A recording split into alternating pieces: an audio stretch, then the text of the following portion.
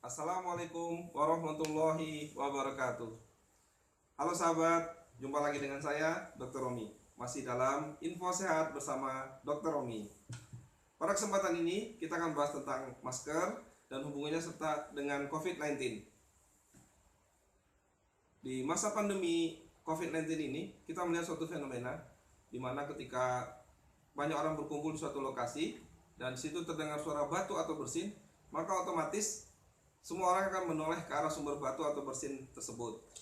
Dan karena orang-orang sudah mengetahui cara penularan COVID-19 ini, salah satunya seperti yang saya sampaikan di video saya sebelumnya juga adalah lewat material droplet yang bisa keluar ketika kita batuk atau kita bersin. Dan cara masuk virus ke dalam tubuh kita selain lewat kulit yang terluka, kulit terbuka karena luka, bisa juga lewat membran mukosa yang ada di mata kita, hidung kita, dan di mulut kita. Nah, disitulah perlunya masker. Pada kesempatan ini, saya akan memperkenalkan beberapa jenis masker. Yang pertama adalah masker N95.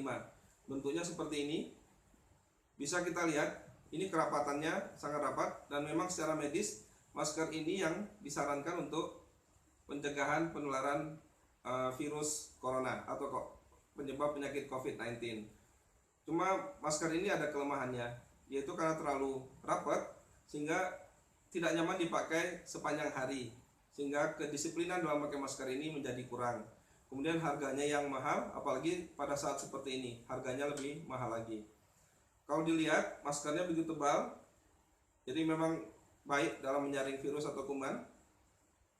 Terus bagian sisinya dibikin sesuai dengan bentuk wajah, tapi ukurannya baru ukuran dewasa sehingga pada anak-anak belum tidak efektif kalau memakai masker N95 ini. Kemudian ada masker bedah yang biasa kita sebut masker bedah. Masker ini yang biasa kita lihat di masyarakat luas karena mudah mendapatkannya dan juga harganya terjangkau. Cuma masih saja kita lihat masyarakat kita salah dalam memakai masker bedah ini. Kalau kita perhatikan, masker bedah ini ada dua warna, yaitu warna biru yang ini, ada juga warna hijau dan warna pink di luaran sana, dan satu lagi sisinya berwarna putih. Kalau kita raba, sisi warna biru ini teraba halus dan licin, dan sisi yang berwarna putih ini teraba halus dan tidak licin. Ini kan ada fungsinya, nanti saya jelaskan. Kemudian kalau kita raba di sisi pinggir yang panjang, maka di salah satu sisinya ada yang memiliki besi di sisinya. Jadi kita tahu yang memiliki besi ini selalu di atas. Kawat besi ini selalu di atas. Kemudian yang berwarna itu selalu di luar, baik warna biru, hijau maupun berwarna pink, itu selalu di luar. Dan contohnya seperti ini.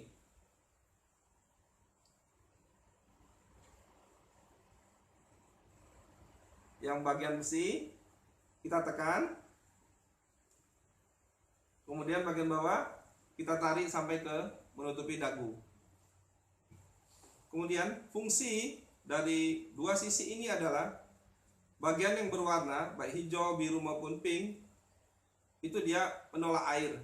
Jadi ketika ada orang batuk di sekitar kita, kemudian dropletnya mengenai masker kita, dia tidak akan lengket. Sedangkan bagian yang putih itu fungsinya menyerap air, sehingga kalau kita batuk atau bersin, uap air atau droplet yang keluar dari mulut kita itu akan tertampung di bagian sisi yang putih ini. Kemudian kalau kita gunting ini masker, di bagian tengahnya ada satu lapisan lagi yang berfungsi sebagai penyaring kuman atau virus. Jadi masker ini efektif, harganya lebih terjangkau dan mudah didapatkan.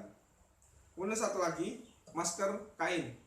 Ini juga banyak di masyarakat kita, harganya juga terjangkau, tapi memang secara medis tidak disarankan untuk digunakan karena memang tidak memiliki fungsi untuk filter kuman dan virus. Kalau kita lihat kedua sisinya sama-sama menyerap air, sehingga kalau kita batuk akan tertampung di bagian dalamnya.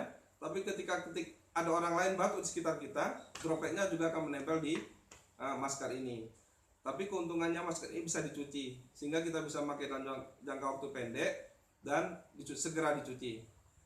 Tapi yang terpenting adalah Kalau di teori atau dari pemerintah himbauannya, yang memakai masker itu adalah yang sakit atau orang yang merawat orang yang sakit. Tapi kalau kita lihat di masyarakat, kenyataannya masih banyak orang-orang yang batuk atau flu, tapi mereka tidak mau pakai masker. Nah, terus bagaimana sikap kita sebagai orang sehat ketika kita tahu cara penularan COVID-19 itu lewat droplet yang keluar dari batuk, mulut, atau ketika ngobrol, atau ketika bersin, dan bisa masuk lewat hidung dan mulut kita. Di tengah masyarakat yang masih belum disiplin, ketika sakit tidak mau memakai masker dan batuk juga sembarangan, maka kita yang sehat mau nggak mau harus memakai masker ketika kita berada di luar rumah, ketemu dengan orang banyak. Dan apapun jenis maskernya, baik yang N95, masker bedah maupun masker kain, walaupun daya menyaring kuman atau virusnya kecil, tetap lebih baik dibandingkan kalau kita tidak pakai masker. Kemudian ada satu fungsi lagi dari masker, yaitu kalau kita kecil dulu kan suka mengendus di atas kaca, kemudian di kacanya ada embun. Jadi sebenarnya ketika kita mengeluarkan napas itu ada uap air yang keluar. Nah, kalau kita pakai masker, maka uap air itu akan terkumpul di daerah sekitar hidung kita, dan itu fungsinya untuk menjaga kelembapan sekitar hidung. Dan kelembapan yang baik untuk hidung kita itu berarti hidung kita sehat dan bisa berfungsi optimal dalam menyaring kuman maupun virus. Jadi kesimpulannya, di tengah masyarakat yang masih belum sadar fungsi masker dan pentingnya menggunakan masker ketika kita sakit, pilihannya adalah kita yang sehat ketika berada di tengah orang banyak, kita menggunakan masker. Karena yang pertama fungsinya adalah untuk menyaring agar kuman dan virus tidak masuk ke tubuh kita. Kemudian yang kedua, apabila kita sakit, batuk ataupun pilek, maka paling tidak kita tidak menyebarkan droplet yang keluar dari mulut kita ke lingkungan sekitar kita. Kemudian yang ketiga, fungsinya adalah untuk menjaga kelembapan di daerah sekitar hidung, sehingga hidung kita menjadi optimal dalam menjalankan fungsinya sebagai penyaring material apapun yang akan masuk ke tubuh kita. Demikian materi kita pada kesempatan kali ini, mudah-mudahan ada manfaatnya. Sampai ketemu lagi di video-video berikutnya. Terima kasih. Assalamualaikum warahmatullahi wabarakatuh.